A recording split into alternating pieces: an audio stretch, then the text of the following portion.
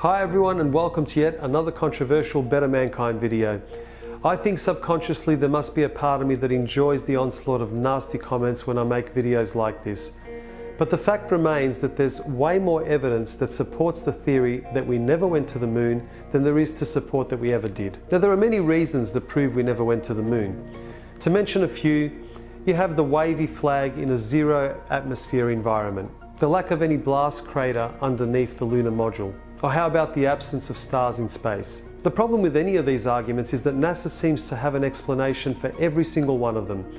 Therefore, people like me and other moon landing deniers are referred to as a bunch of crazy tinfoil hat-wearing conspiracy kooks that need to up their medication. So in this video, I'm only going to address a single discrepancy that NASA themselves have admitted to on more than one occasion, and will prove without a doubt that we have never even left low Earth orbit, let alone landed a man on the moon.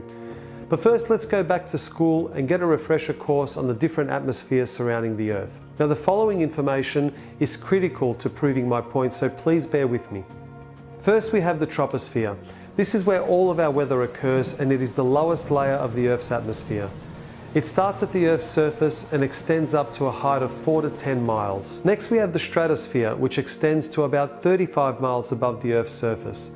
This is where our ozone layer resides and protects us from those dangerous UV rays. It is also the layer where aircraft travels, as it is free from weather disturbances. Now we go up to the mesosphere, where most meteors burn up on entry. The mesosphere stretches up to 50 miles above the Earth's surface. Next we have the thermosphere, and this layer extends up to 400 miles from the Earth's surface, and the air here is very thin. Also, temperatures here start to get really hot, ranging anywhere from 200 to 500 degrees Celsius and 500 to 2000 degrees Celsius in the upper region. And last but not least is the exosphere. The temperature in the exosphere can vary from 0 to 1700 degrees Celsius. The exosphere is the outermost layer of the Earth's atmosphere and is around 6,200 miles from the Earth's surface. Now, according to NASA, low Earth orbit is around 1,200 miles from the Earth's surface. So before I tell you the reasons why it is impossible for us to go beyond the exosphere, or for that matter even past the thermosphere, have a listen to what some NASA experts have to say about this topic. As we get further away from Earth, we'll pass through the Van Allen belts, an area of dangerous radiation. Radiation like this could harm the guidance systems, onboard computers, or other electronics on Orion. But Orion has protection. Shielding will be put to the test as the vehicle cuts through the waves of radiation. Sensors aboard will record radiation levels for scientists to study. We must solve these challenges before we send people through this region of space. Hang on. So what you're saying is that in order to send humans through this region, we need to solve the challenge of getting through the Van Allen radiation belts? But I'm confused. Didn't you already solve this challenge back in 1969 when you sent astronauts to the moon, and subsequently 5 other times after that? But we're also really pushing the boundaries in terms of where we're going forward with exploration. I think humans are naturally driven to do this, and this is really the beginning, I think, of human beings leaving low Earth orbit. I certainly plan on being around to see that. So she's a NASA astronaut, but I guess no one bothered to tell her about the first time that we left low Earth orbit. I guess she might be a little too young to remember. Here we have another astronaut that wasn't told about the moon landing 48 years ago. The plan that NASA has is to build a rocket called SLS, which is a heavy lift rocket. It's something that is much bigger than what we have today, and it will be able to launch the Orion capsule with humans on board, as well as landers or other components to destinations beyond Earth orbit. Right now, we only can fly in Earth orbit. That's the farthest that we can go. And this new system that we're building is going to allow us to go beyond and hopefully take humans into the solar system to explore. So the moon, Mars, asteroids, there's a lot of destinations that we could go to, and we're building these building block components in order to allow us to do that eventually. Once we travel beyond low Earth orbit, the crew will be exposed to larger amounts of radiation. So we have to design both the crew protection systems and our electronic systems to withstand this radiation. So that would mean that Neil Armstrong, Michael Collins and Buzz Aldrin were a tough bunch of SOBs able to withstand all that brutal radiation, considering these challenges are still yet to be solved. So how is it that we had the technology to achieve this amazing feat back in 1969, but we're still working on the technology in 2017, almost half a century later?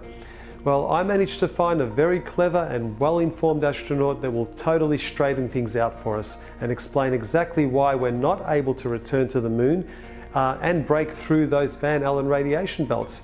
Have a listen to this clever chap. I'd go to the moon in a nanosecond. The problem is we don't have the technology to do that anymore. We used to, but we destroyed that technology, and it's a painful process to build it back again. This guy, oh boy. Here's a real life example of what can happen to you when you're exposed to all of that outer space radiation. And if you're a child with aspirations of becoming an astronaut, being a very good liar might be a positive attribute to have on your resume. And just by showing you these admissions of guilt by NASA, I can easily end this video now, and I would have easily proven my point without a shadow of a doubt. But I'm sure that for some of you hardened skeptics out there, this damaging evidence is still not enough. So let's take this theory of mine to the next level. This here is the lunar module now proudly displayed at the National Air and Space Museum. According to NASA, the primary materials used to build the module were aluminium alloy, stainless steel, titanium, nickel steel alloy, heat-resistant glass. Now, if this is the case, we have a very serious discrepancy here. If you remember earlier when I went through the different atmospheres that surround the Earth, both the thermosphere and exosphere have temperatures ranging from 0 to 2000 degrees Celsius. So I decided to examine the melting points of the primary metals that were used to build the lunar module. First off, we have the aluminium alloy, which has a melting point of 463 degrees Celsius.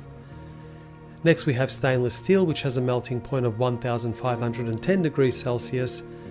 Then we also have nickel steel alloy, which melts at 1453 degrees Celsius, and of course the heat resistant glass for the windows, which has a melting point of 760 degrees Celsius.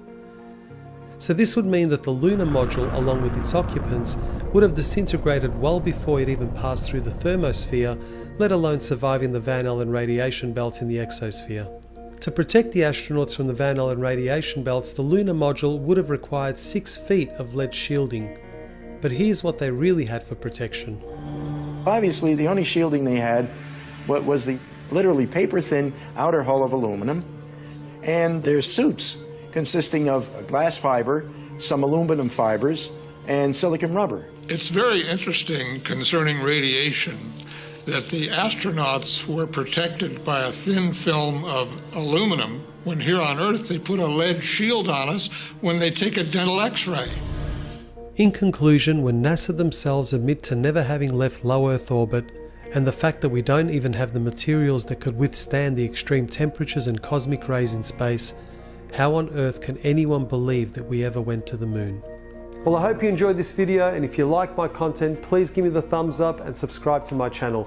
Also, if you have your own opinions about the moon landing, feel free to leave me a comment and let me know your thoughts. Until next time, take care and be good to each other. I